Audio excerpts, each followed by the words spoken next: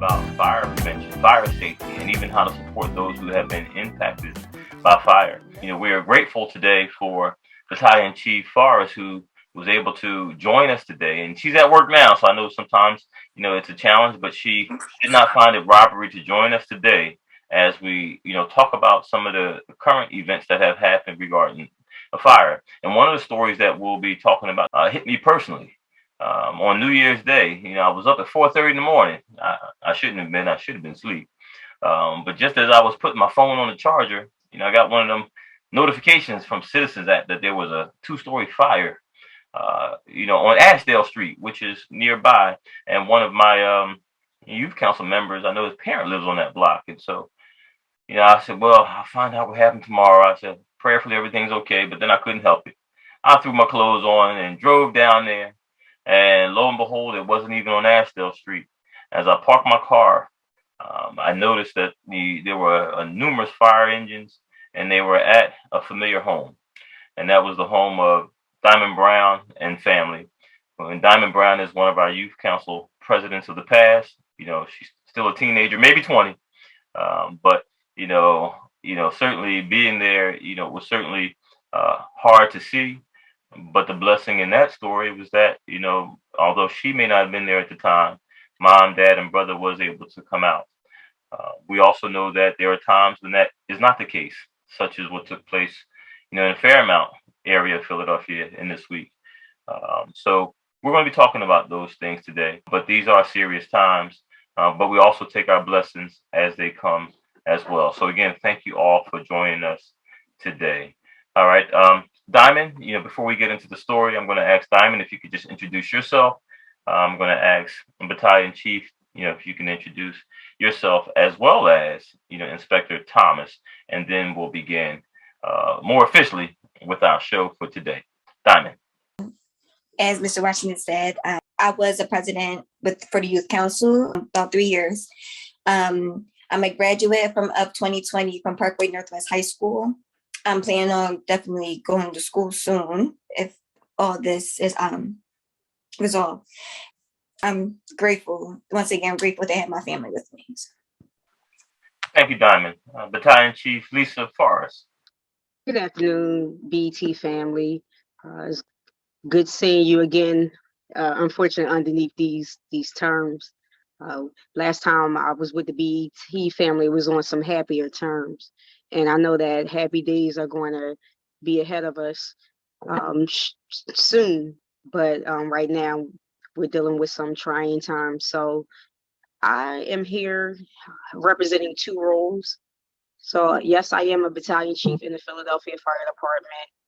I've been with the Philadelphia Fire Department for 18 years and serving as a chief for the last year in the South Philly area. But I'm Philadelphia born and raised uptown girl, come from Wadsworth.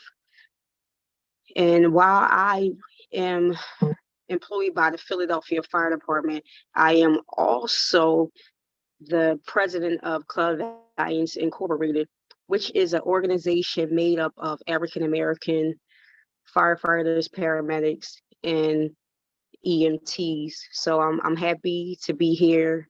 Thank you for having me again. And as always, thank you again very much. And Inspector Thomas. Good day, everyone. My name is Inspector Thomas. I'm a 19-year veteran of the Philadelphia Police Department. I'm also from Uptown, born and raised, Mount area, West Oak Lane. I'm currently the commanding officer over the Community Relations Bureau, which is Neighborhood Services, the Police Athletic League, and Victim Services and the Police Explorers. Prior to that, I was a commanding officer, the captain of the Police Athletic League, and captain of the 16th inspector over at Northwest prior to my current assignment. I'm just blessed to be here. Thankful that I have an opportunity to now be working in a role where I can focus my full-time efforts on impacting the members of our community and interacting with groups such as BET, which I'm grateful for having us on today, and just being able to make some positive change. And thank you very much. Certainly appreciate it. Now for our events that took place since New Year's Day, and of course there were several, which no one can tell us better than Battalion Chief herself being on the scene. But however, Diamond, I know you heard me share a little bit about the story in the beginning. Could you share with us, as far as what took place on New Year's Day, and even after the fact, one of the things that I will say that stuck out for me is that when I did see your brother and your mother and your father, of course, your brother ran up to me, gave me a tight hug and was crying. Mom and dad right there next to him, and all they kept saying was, we're grateful, we're thankful, we made it out. So the day before, of course, everybody knows New Year's Eve, I was at work, and I'm just, I got off at 5 at home, and I work from home, so I got off at 5, and I told my mom, well, my mom wasn't home yet, but my dad was home, and my dad was like, I don't want you staying out because it gets crazy on New Year's Eve, and I don't want to hear no stories of you or anybody or anything. So I said, oh, I'm like, okay, dad, okay, dad, relax. I'm coming back. So I leave, I leave. But I was home for an hour or maybe to 7. I was home and then I left. Oh, speaking of my mom, my dad is definitely about to come in the house. So y'all about to hear them for a while. But back to my story. I left. I stood up for a while, and I was supposed to come back home. And at 12 o'clock, I was going to go back home, but I wound up falling asleep. So I'm sleeping at my mom's house. I'm at my friend's house. I got 4 calls from Mr. Washington. I said, okay. All right, I woke up, I'm like, okay, something is not right. But I'm asleep. So I go right back to sleep. I get 4 more calls from somebody else. I was like, okay. All right. Okay, I'm going back to sleep. I get a call from the hospital. And I said, okay, something is obviously wrong. So I answered and I said, it's a woman on the phone. And I'm like, okay, I'm like, hello? And that's why I just stood there. And then all I hear is, your brother, your dad, and only person that talks like that is my is Miss, BT talk. BT talk. And then I say my dad right here, he can explain it, a lot better because he was there. But I had got a call and I'm like, only one person talk like this is my mom. I'm like, Mom? And that's when she was like, I'm okay. We at the hospital. I said, what happened? And then that's when my mom was like, the house caught fire.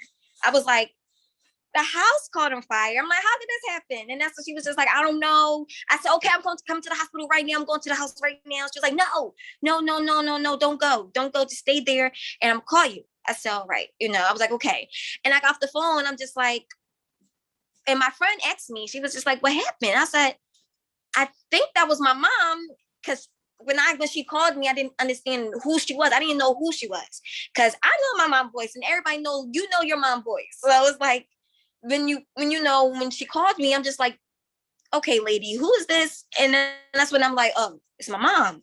And I told my friend, I'm like, my mom just called me and said my house was on fire. She was like, but wasn't you just home? I said, I was. I said, and that's when I was like, okay. And I'm like, okay, it can't be that bad. It cannot be that bad. So a couple hours later, I believe around 12 or 1 o'clock, I finally got to my house and I seen my family outside. And I saw the house. I was like, oh, it's as bad as I thought it was. It was worse than what I thought. Because at first I just thought this first story was just bad.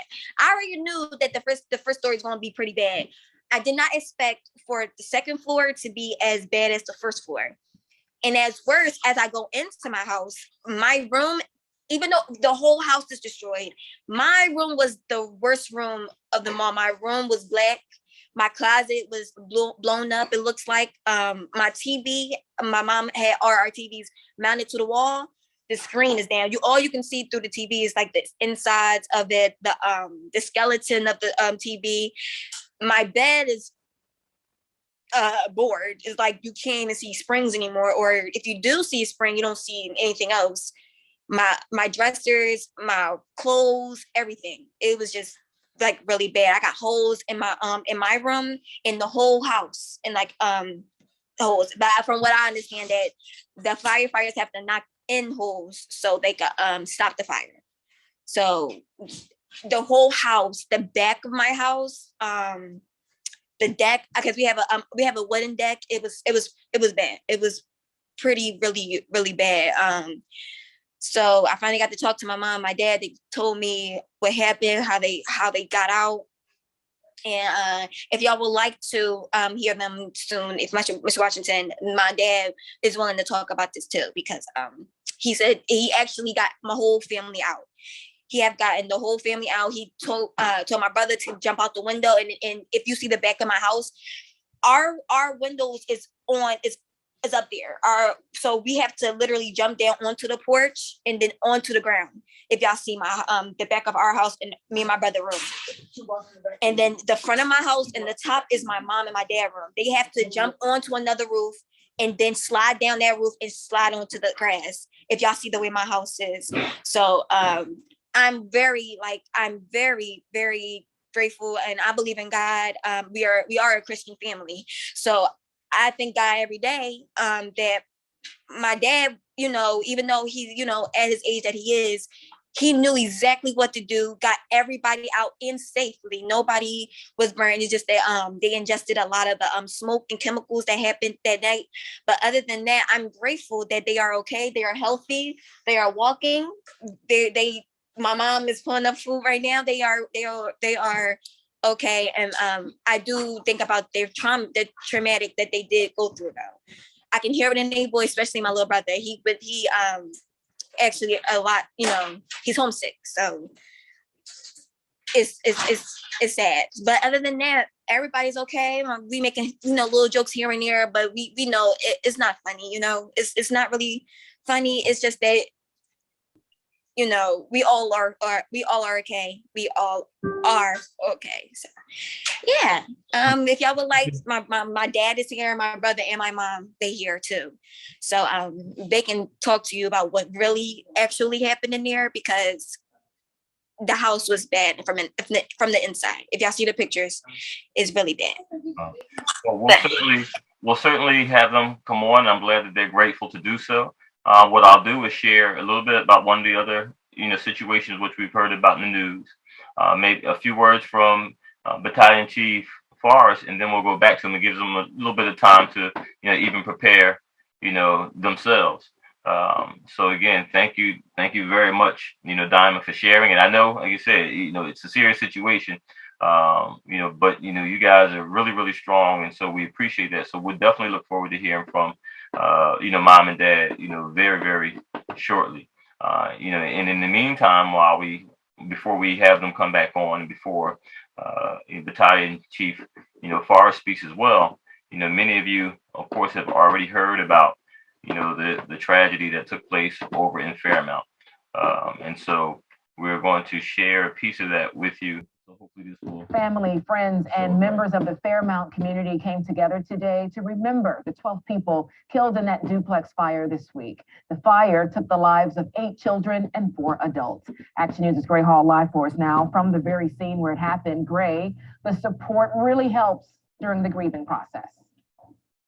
Absolutely right, Shari. As you know, last night there was a much larger vigil. Today, the family wanted something a bit more smaller, something more intimate. As investigators continue to figure out a cause of this fire, this family now trying to come to grips with this very heartbreaking and tremendous loss.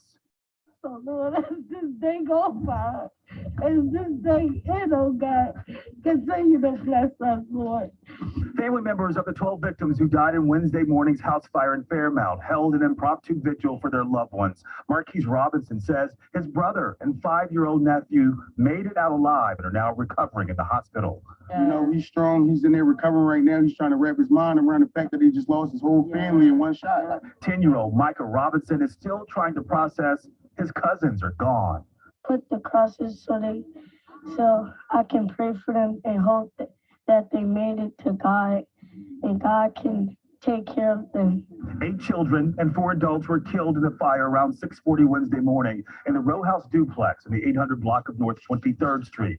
Family members identified one of the victims as 32-year-old Virginia Thomas. A second sister was identified as Rosalie McDonald, who died in the fire, along with her 6 children.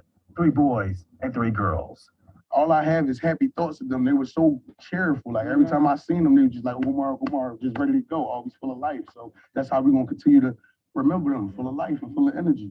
Investigators promise no stone will be left unturned as they work to figure out what started this fire. Sources tell Action News that investigators are looking into the possibility the fire may have been started after a child started a Christmas tree fire.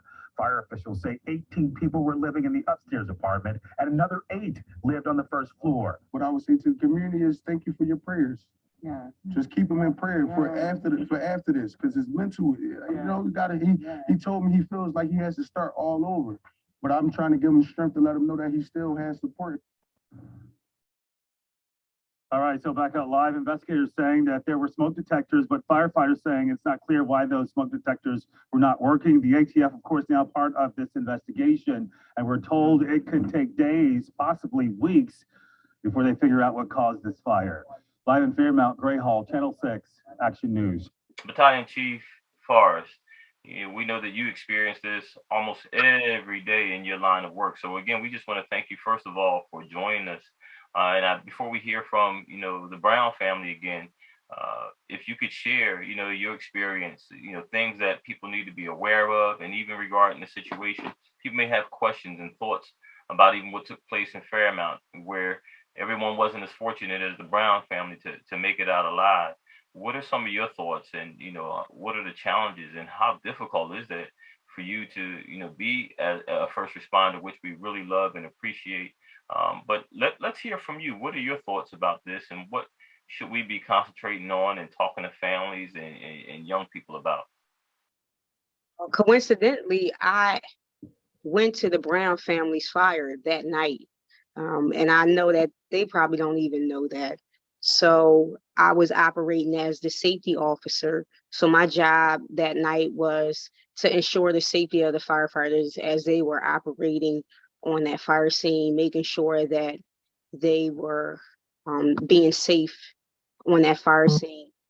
Also, that night, which I shared earlier before the show started, everybody was not fortunate like the Brown family.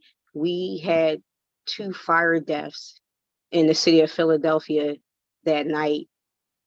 So everybody does not know what to do. And I'm thankful that the Brown family did get out in enough time and is able to tell their story, but not everyone can say that. So I'll start with the New Year's Eve thing of where we lost 2 citizens of Philadelphia.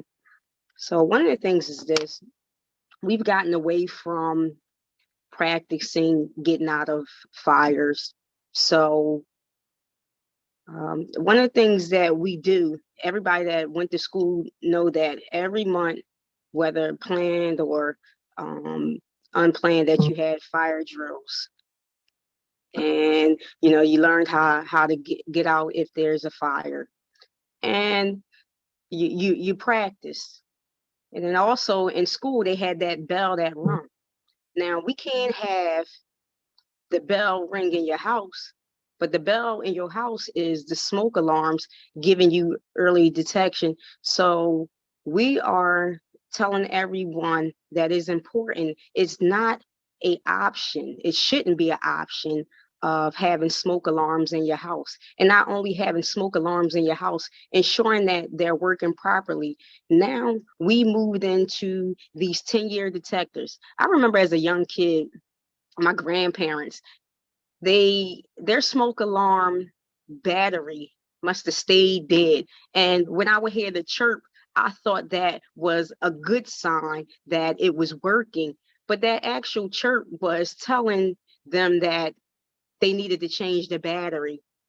So one of the things is this: making sure not only that you have a smoke alarm, making sure that once a month that you're checking it, making sure that you're conducting home fire drills, knowing where the family meeting place is. You have to have a home escape plan and know where the family meeting place is.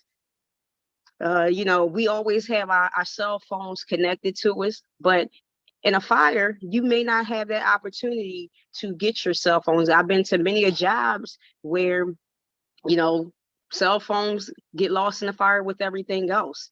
So what you rely on is what you practice. And that is, in the event that something does go wrong, hey, listen, this is where we're going to meet at. So the unfortunate thing is, like, we don't see, you didn't hear too much about the Brown family or the other two fire deaths that took place because it wasn't the magnitude of the Fairmount fire, which is one of the worst fires in the history of Philadelphia, where we lost 12 people at one time.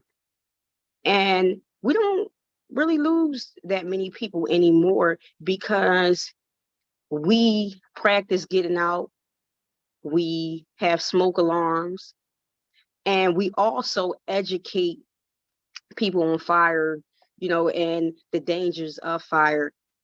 Before there was even fire prevention, the African American community was the fire prevention. Before the government was giving out smoke alarms, it was the African American community that got tired of seeing their community die in fires. So with my organization was one of the organizations, Club Alliance, which was made up of, at the time, only firefighters that came out of their own pockets to buy smoke alarms for people and teach them of the dangers of fire.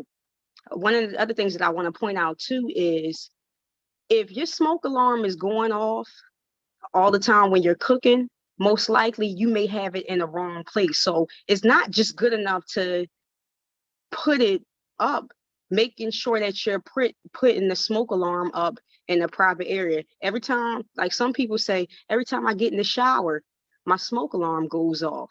You have the smoke alarm too close to the bathroom.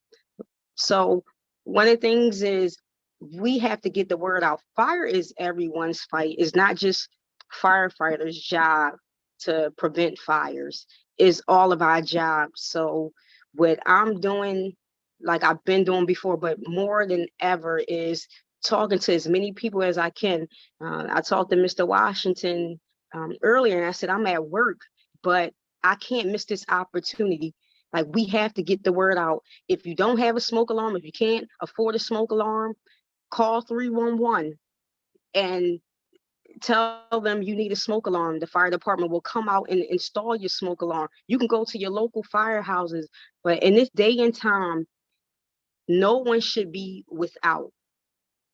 So, I'm so saddened by what took place, and us as a community, I feel that we can do more to help prevent this. And I hope that this raises awareness, and that those 12 citizens that lost their life and the other ones prior to them did not die in vain. Thank you again for sharing. And as you were speaking, I was taking some notes, which I'll share with folks, before we, get off the Zoom as well. Going to have the Brown family come back on, Diamond, if they're ready. But I am going to just share some of the things that you said, and you let me know if I missed anything, because I am going to post it on the screen. You said definitely practice fire safety, and that's at school and at home. You said make sure detectives are present and working properly. You said have a home escape plan, including where to go. And you said educate, and I put that one 3 times. Educate, educate, educate, which even means talking to people about it. Don't wait till things happen. Then you said detectives should be in the right place. And then something that you said is, I don't think people think about all the time, but you said fires are everyone's fight. We look toward the fire department, but again, that's when things happen. Fires, you're right, it's everyone's fight, and we should be able to do what it takes to help prevent it as much as we can. And then you said if people need a smoke detector for free installed, that they can call 311 or even go to their local fire departments. Was that about right? And is there anything else that, I should add to those notes? Yes, and keeping our children safe, making sure that that fire is still under investigation, so we don't know what took place. But just from, if the rumors are true that it started with a child playing with matches or whatever it was. Like, I don't know what took place, but if that is true, making sure that if we have matches or lighters in the house, that we keep them in safe areas, keep them away from children. Also, cooking safety. The number one fire starters and killer of citizens is cooking. So making sure that when you're cooking, that you're not wearing loose clothing that can catch on fire. So it's just little things that we kind of take for granted that can help protect us in the event, we do have a fire, or prevent us from having a fire. Great, thank you. So I definitely added that. And you're right. We talk a lot about, guns and things like that not being in a child's reach. And I haven't heard about that in a while. I used to, like you said, when we used to talk about educating and fire safety, used to hear about that a lot. I do know, a few people actually said even if you smoke, no one's telling you, not to, not that you can't smoke. I mean, you're grown, you can do what you want to do, but they say that it's better to, if you're going to do it, do it outside. Don't even do it inside. But putting things where they are out of reach of children. So again, thank you. We're going to come back to you for sure. At this time, Diamond, I know you said that your parents didn't mind speaking. So we're grateful that, again, you guys made it out safely. And thank you, even just for your energy, your prayers, and the fact that you were grateful, and you didn't look at this as it's the end of the world, as many people do. So you could talk about again what happened, where that strength comes from, and we're glad that you're a part of the BT family as a model of how we take care of each other. Yeah, but for sure, I would like everybody to meet Mrs. Brown, and then my little brother, of course, Jonathan Brown. They're going to explain to you what had happened occurred that night. Well, I was asleep, and my husband woke me up, and I didn't understand. I was incoherent. I didn't understand what was going on, and I was going to get back in the bed and go to sleep because I didn't understand what was going on, and he said it was a fire. So therefore, I didn't say anything because I didn't know what to do. In the case of a fire, I never thought it would be us. So I just listened to my husband the whole time. He really went through everything. He knew what to do. Because in the case of a fire, you don't know what to do. Because I wasn't rehearsed. I was rehearsed when I was younger. But now that I had, it's been some time, and I never thought it would be us. So I wasn't rehearsed. So the only thing I could do was listen to him. And he said, go out the window. Call my son. Got my son up. Told him to go out the window. And we all met. We all went out the window. We couldn't go downstairs because it was too much smoke and fire. So my husband decided, listen, the only way we're going to get out of here is through the window. So we had to go through the window. And we all met down here. Once we got down here, we met, saw each other, we all made it out. All right, that's it? Yes. All right. This is, my mom again. She's okay, everyone. Okay. And here's my brother. Hello, everyone. Yeah, about the New Year's Day. Yeah, I was asleep. I hear my dad calling me, and because I'm at this time I'm asleep. I'm not really understanding what's going on, and then I open my eyes and it's like a bunch of smoke everywhere, and then I hear my dad telling me to go out the window, and then yes, and that's what I did. I went out the window on the deck, and jumped off the deck, and yeah, and it's all history. All right, and we got one more person, but it's my dad right now is doing something for 2 seconds. But from what my mom said though, when they finally got out, because my brother got down, like I said, our windows is in the back. he had to jump off on the deck and then jump from the deck onto the ground. He finally ran around the corner to my mom, my dad. And my mom was like in shock, was like, because the fire happened. She was like, where's Diamond? And that's when Jonathan has said, well, if she was home, if she was here, she would have called me. And that's true. I would have called my brother to open the door for me so I can get in the house. And all right, my dad's coming right now, but yeah, that was one of the ones my mom was in shock with too. And here is my father hero, Jonathan Brown. Good afternoon, everyone. I can't stress anymore that one of the most important things that everyone should do is to at least you got to have a conversation. If you'd have told me this a week ago, we are not on Citizen App. It's never going to happen to us. It has never happened to us. You may not ever get a chance to have the conversation again. You must have the conversation. You must make everybody aware of how your house is made. If you live in one of the homes that have 3 levels, you got to know how to get out the 3rd floor. If you can't make it downstairs and the downstairs is burning, you have to tie sheets around a bedpost because the bed can't go out the window. And you tie another one, and you tie another one, or a pair of jeans, tied bed, and you can make it down from that high for this up for the 3rd floor. You need to know these things. When it's time to get out the house and the fire is burning bad, you leave the house. You don't look for shoes. You don't look for nothing. A robe. If you're naked, you're naked. But if you want to stay alive, you leave the house. It's imperative. Follow one instruction. That's it. Leave the house. Leave the house. Look for nothing. The house is very smoky. Drop down. It's hot. Smoke's gonna be up top.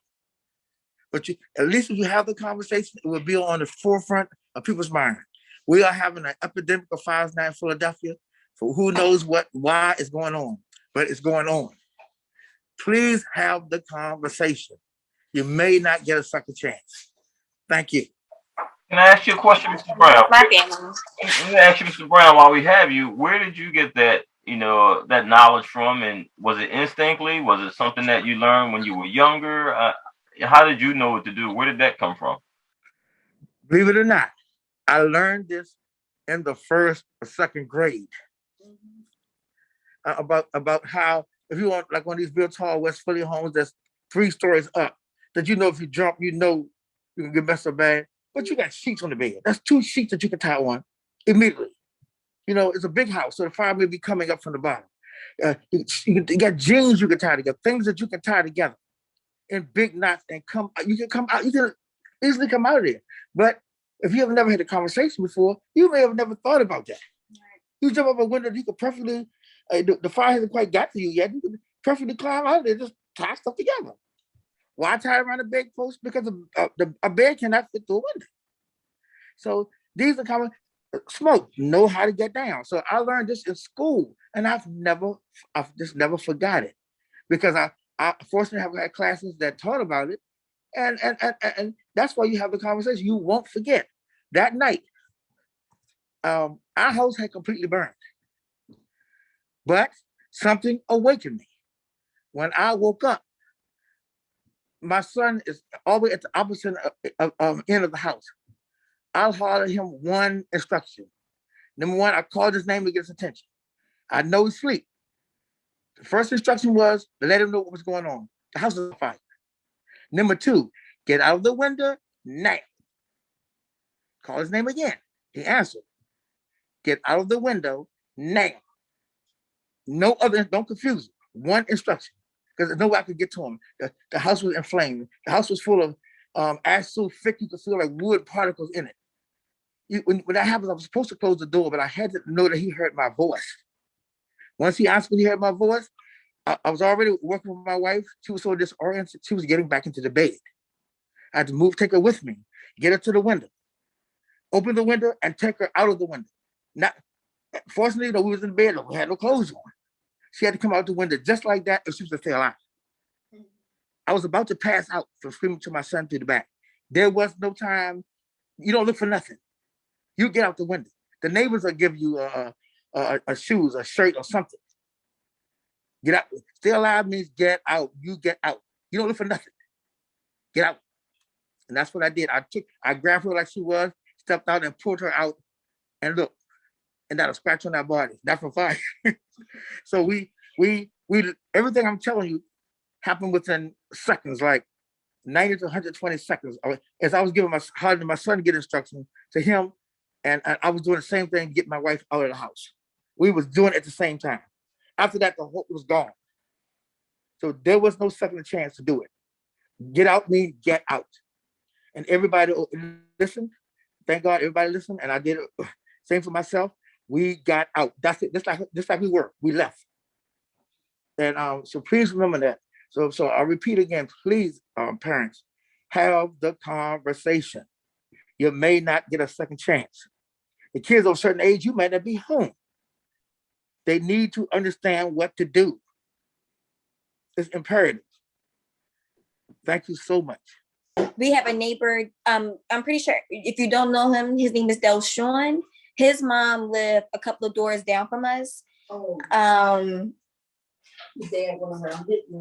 Oh, okay. And so my dad had went around, bringing on everybody's door that night when everything happened. Miss Regina, that's Delshawn's mom. They was already up. Thank God they was already up because it was, New Year's. So everybody was up.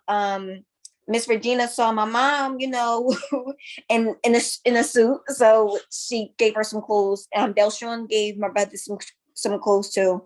And I believe whoever that was a man in the house gave my dad some clothes too. That's who when they and another neighbor, Miss Arlene, gave my mom and dad some, socks, clothes, lotions, whatever they needed. Those are the two people from my family. They said that they were grateful for it because they came to the rescue right on time. They didn't ask no questions. They didn't ask nothing. Like, okay, y'all need clothes. Okay, everybody ran upstairs, got clothes for them, and gave it to them. They are very grateful for Miss Regina and Delshawn and Miss Arlene for helping them out for that. Because if it wasn't for them being up, they would have been, out of luck for a while. And we definitely are grateful for them. I know I am too. Mr. Brown, he said it so eloquent. You got to have that conversation. You have to know what to do. And he said something that I wanted to also highlight. He talked about how his wife became disoriented in a fire. A lot of times when we think fire, we think that, fire is hot. Yeah, fire is hot and it can burn you, but also the smoke can get to you first. So making sure that you're getting low to try to keep the smoke from getting to you and get into that window. If you can't get out the window, making sure you get to the window and you holler out that window for help.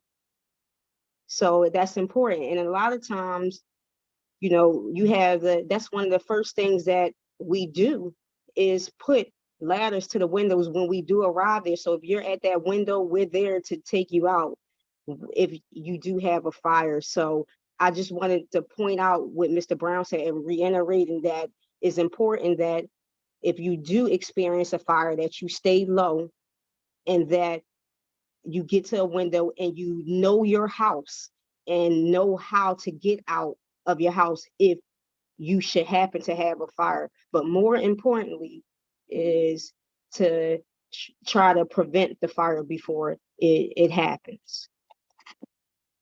Inspector Thomas, do you have anything you want to share, even as a community officer, in your experience or based on what you heard? Sure. This has been a trying and testing week, for everyone, even those who weren't directly involved with the fire of this week, you were affected by it, in some way, just being a witness to it. One of our, fellow Philadelphian families, being, victimized by this fire. Nonetheless, I was at the fire scene, multiple times this week.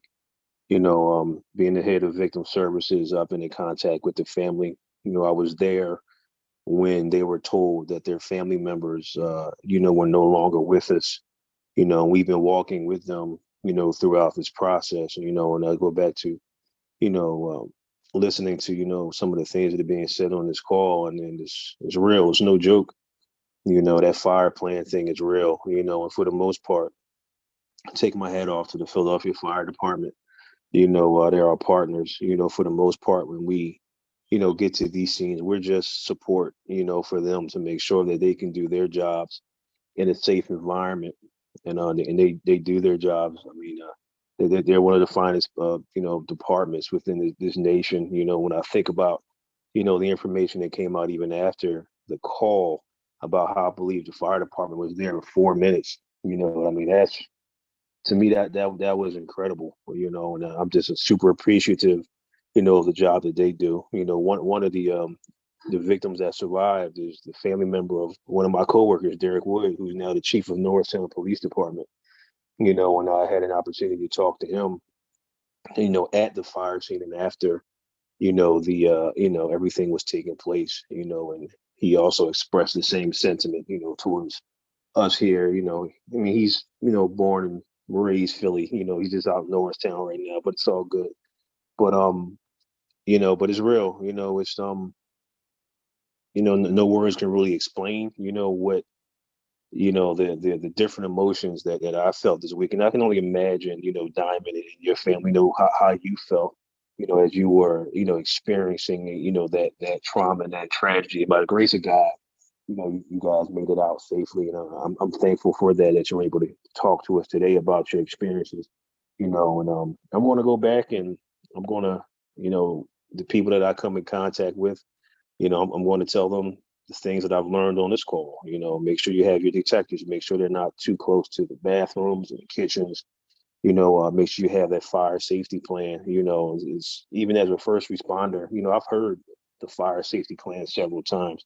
But today it really challenged me to actually, my fire safety plan was, y'all just make sure y'all get out of the house and we're gonna meet here. But now I understand that it has to be a little more comprehensive than that, because that smoke and that disorientation, is real. So, like I said, I'm thankful. We have a lot of work to do and a lot to learn. But moving forward, hopefully, we can spread the word, as first responders, and help others, and lead and guide others, in order to make sure that when these incidents do occur, that you can survive to talk about them. If anyone that's on this Zoom, if you have a question or anything you want to share, please take the time to do so. And Sharice, looks like you came off mute, so we're going to have you go first.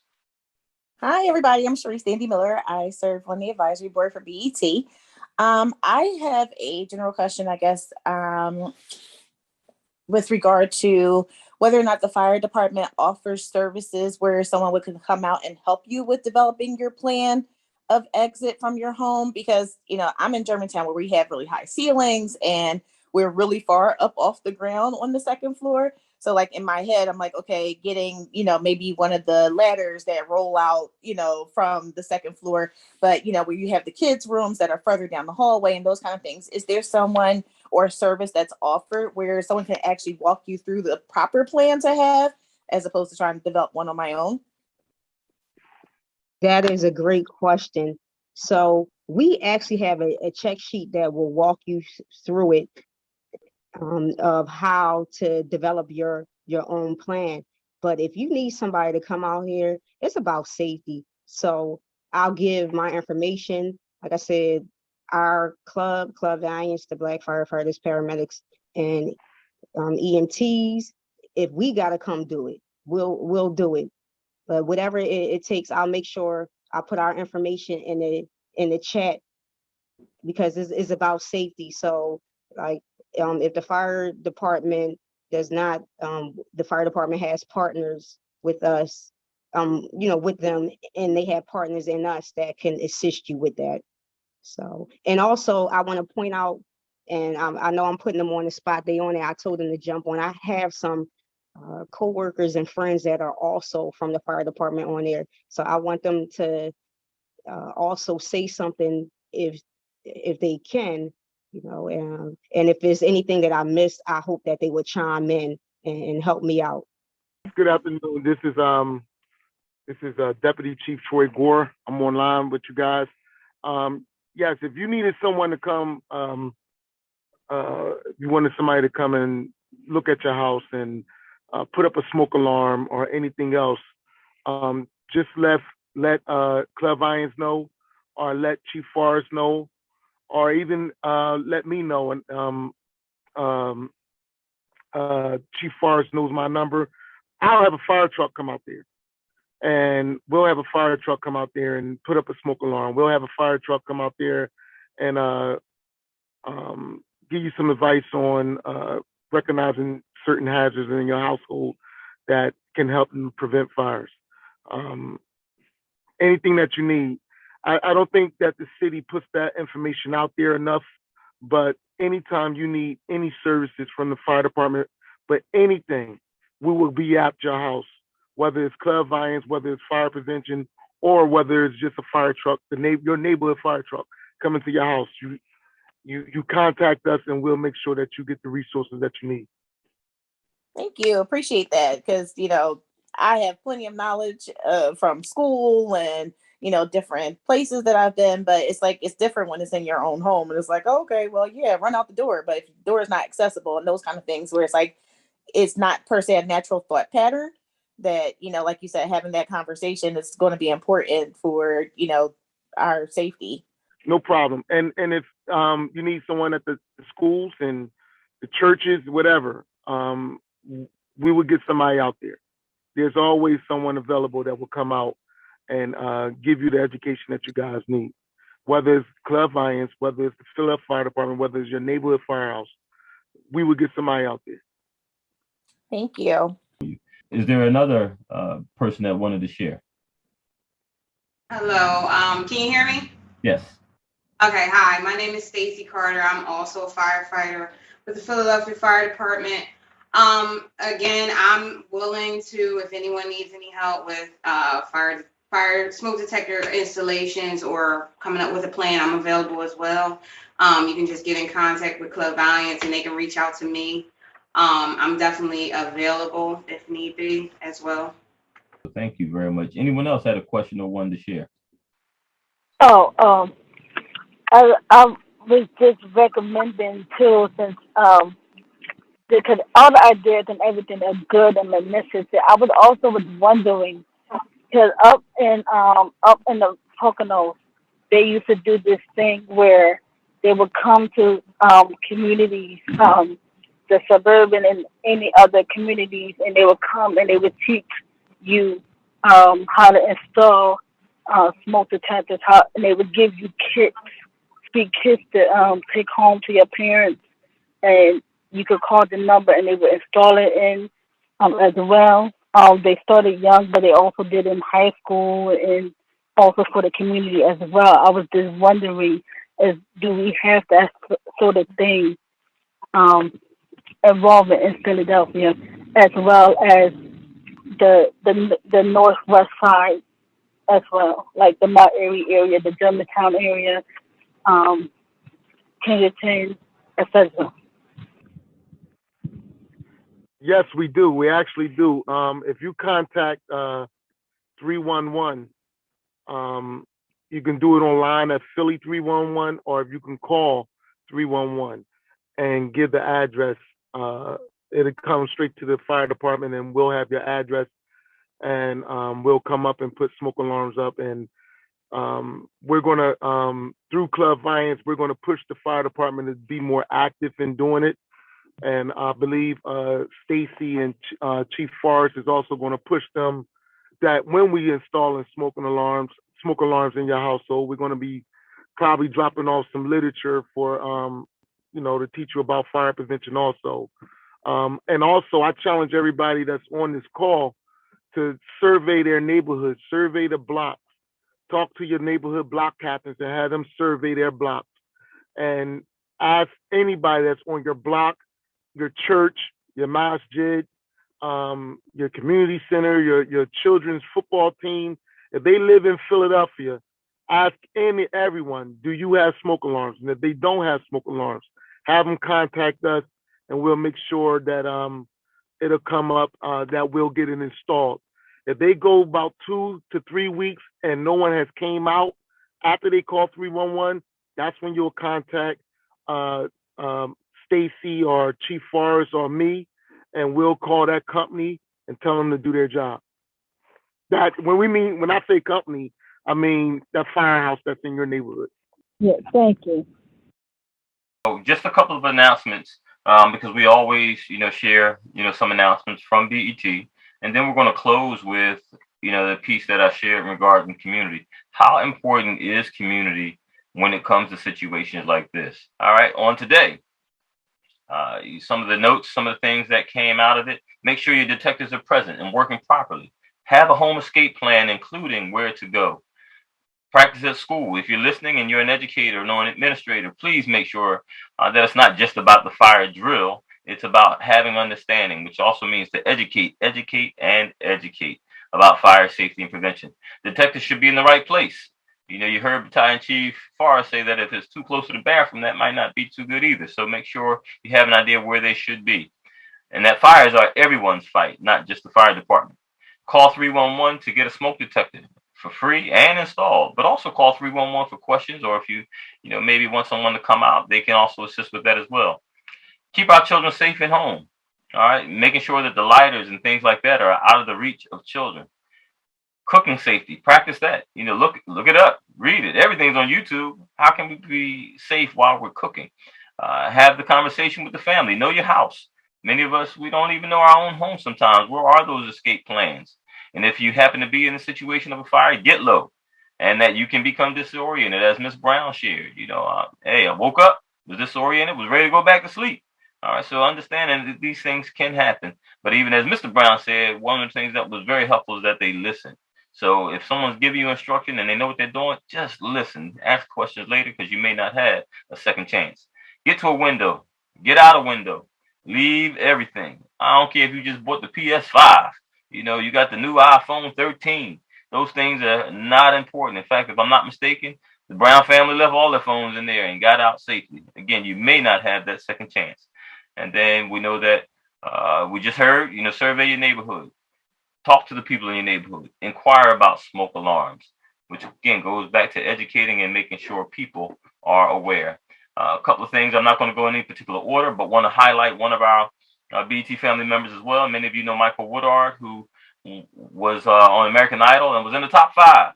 He also is known as the Alligator Boy, which was a Netflix sensation, which started about a year ago, and it was just a short movie, but then it became a Netflix series. He is the Alligator Boy, and he is nominated for an Annie Award. And that is a very prestigious award. So let's shout out Michael Woodard. You can look that up, get a little more information on that if you like. For those who are not following us, please follow us on Instagram or social media platforms at MyBETFamily. All right, and you can do that now while you're thinking about it. And just a couple of people we want to support. We're always supporting our local businesses and community resources. Club Valiance, we're going to have to add you to this list because you are certainly, appreciative. And I want you to tell us just a little bit about that when you give your closing remarks as well, so that people really know what Club Valiance is all about. Nakia Diller, Icon Entertainment. If you have young people interested in acting, he was just cast recently as Les Brown. He's been in Black Lightning. He was on The Wire, and he's right here in the Logan area. So make sure that you sign up, and that's from the youngest to the oldest. If you ever want to support BET, you want to be on a youth council, 5th grade and up, make sure you reach out to us. You can DM us on social media, or you can email us at info@mybetfamily.com. And if anybody just wants to support us, you can, Cash App us at MyBETFamily, or you can use PayPal by going to our website at MyBETFamily.com. And if you're on Amazon and you're not on Amazon Smile, you ought to be ashamed of yourself. You got to support a community organization, and hopefully you choose ours. But if you go to Amazon Smile, which is still Amazon, and you make your purchases, a small percentage goes back to the nonprofit of your choice. And last piece, a couple of quick thoughts. I already mentioned about joining the youth council. Please be safe out there. We're still in this pandemic. Mask up, pay attention, take care of yourself, and please speak up if you need something. I dare you today, tell at least 3 people that you love them, because tomorrow is never promised. And if you're still holding on to something, adult, young person, forgive people. It's not just for them, it's for you even more so. And prayers for those who were impacted by these recent fire tragedies.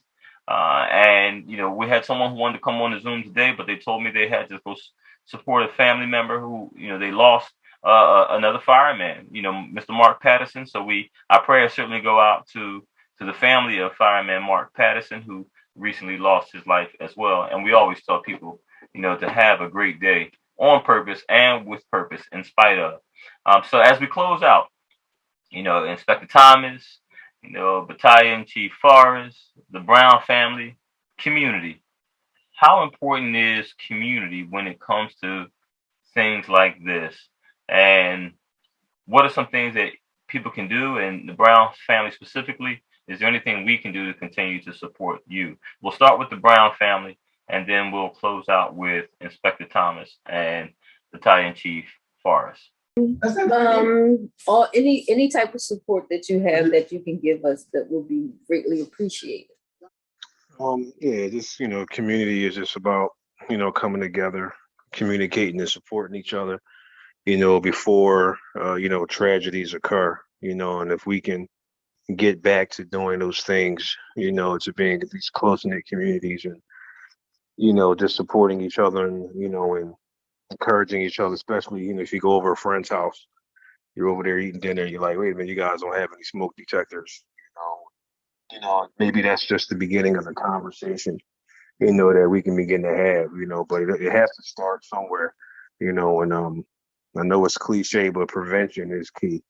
The whole thing, we know that things are going to happen. You can't control everything, but those ones that can be prevented, if they can be, we should make every effort as communities to try to, to make sure that they can be. So, but that's it. That's all I got for you. So just for the people that may have got on late, Club Valiance is a social organization made up of African-American firefighters, paramedics, and EMTs. And we are a community-driven organization.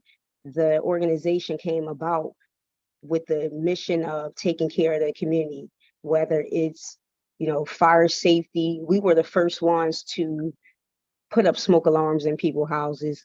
Also, not just that, recruiting people to come on to the fire service. A lot of times people don't even consider having a career in the fire service, people of color, because they don't see too many people that look like them. And we encourage people, African-American women and men, to join the fire department. And the reason behind that is because you grew up in this community, you serve this community, and you have a connection. And that makes a difference when, you responded to these houses, because you have that empathy. So one of the things is not only staying safe in fires, but also encouraging our youth to consider the fire service as a career to help people and to help change lives. And that's why I did it. I wanted to be a nurse, and by chance, I ended up in the fire department, and I feel that I helped more people in the fire service than I would have in the nursing field. And my goal is to help even more people, and that's with spreading the word as much as possible that we have to remain safe. And fire, again, is everyone's fight. We all have a responsibility to our community. All right, thank you everybody for listening to me and my family's story, and for the support. Thank you. Thank you. No problem. Have a good weekend, everyone.